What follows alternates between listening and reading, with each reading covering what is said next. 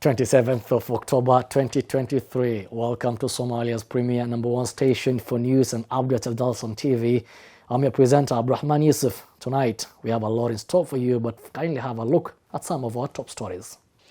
Somalia launches Centennial Vision 2060 development strategy. Prime Minister Barre inaugurates health center in Kismayu. Flood fatalities surge to nearly 100 people in Somalia. Rwanda labors a hard win against Somalia in Sekafa Under-18 boys tournament. Glad to have you back. Now let's delve into a full bulletin. Somalia President Hassan Sheikh Mohamud launched the Centennial Vision 2060, a two-day event that will chart a trajectory towards Somalia's economic development and sustainable growth. Organized by the International Economic Council, the event which was attended by a number of diplomats and high-ranking government officials. President Hassan Sheikh Mohamud has on Monday inaugurated the 6th National Economic Policy Forum in the capital, Mogadishu. In his speech, President Mohamud said Somalia is open for investment and business. He challenged the international partners to take a keen look at the country as it heads to and gears up for a progressive and transformative trajectory towards the Centennial Vision 2060. The President also expressed gratitude to the international community for their unwavering support to Somalia, which is said has significantly contributed to the impending lifting of arms embargo on Somalia in the coming month. President Mohamud further asserted that Somalia will prioritize efforts to stabilize the country and eradicate terrorism from its soil. He assured the international partners that Somalia will achieve sustainable development and prosperity and urged Somali people in the diaspora to take part in the nation-building process. The United Kingdom, United Nations, China, US, Sweden and other diplomats in Somalia who spoke at the event reiterated their unflinching support to Somalia as it gears up for the Centennial Vision 2060. The 6th National Economic Forum, which kicked off today, brought together Somali leaders and the heads of government institutions, international partners, diplomats and scholars. The two-day event covering on the Centennial Vision 2060 was organized by the National Economic Council. Somalia Prime Minister Hamza Abdi Barre alongside Jubaland State President Ahmed Islam Madhowe inaugurated the new Ministry of Health building in Kismayu on Monday. The Prime Minister highlighted the inauguration of the modern-style building comes as Somali authorities address humanitarian situation caused by the El Nino rains and work to prevent waterborne diseases.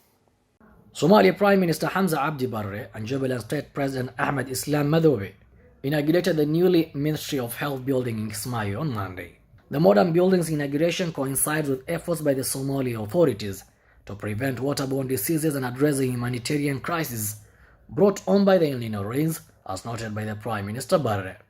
The heads of the Jubaland Ministry of Health were also briefed by Prime Minister Barre on the federal government plan to address the effects of the heavy rains in Jubaland regions, particularly in the Gedo region, following flooding from the Juba River in several districts.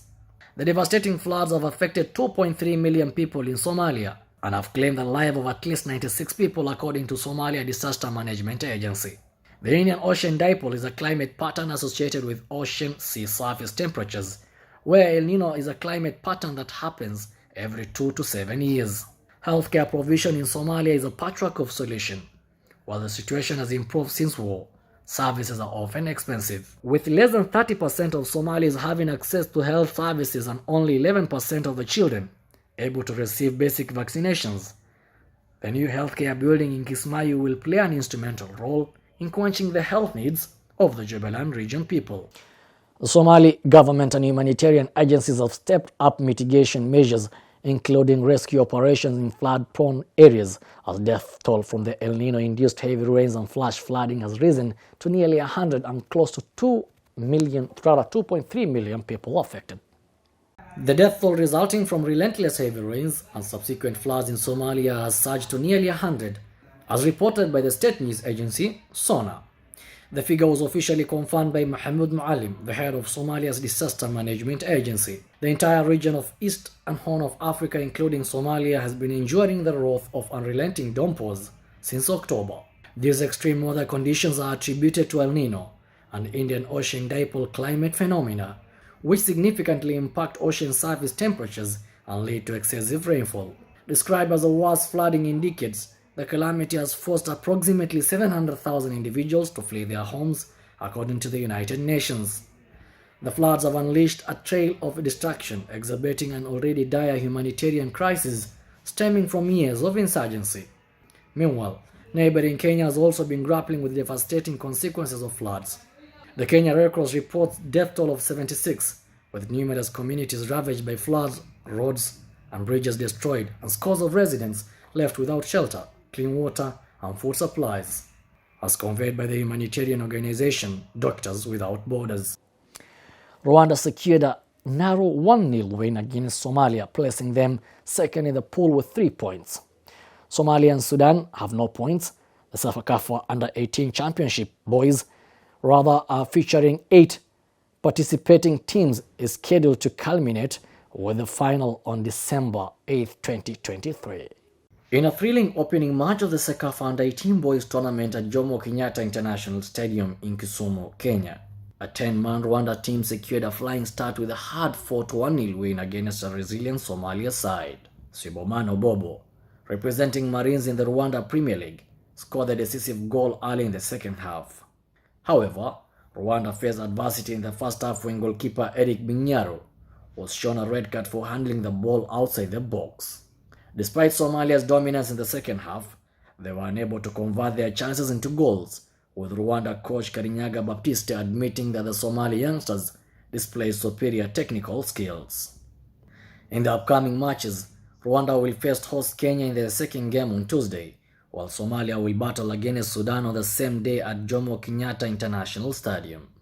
In Pool B matches scheduled for Sunday in Kakamega, Zanzibar will kick off the day with a match against South Sudan, followed by a clash between Tanzania and Uganda, promising further exciting encounters in the tournament.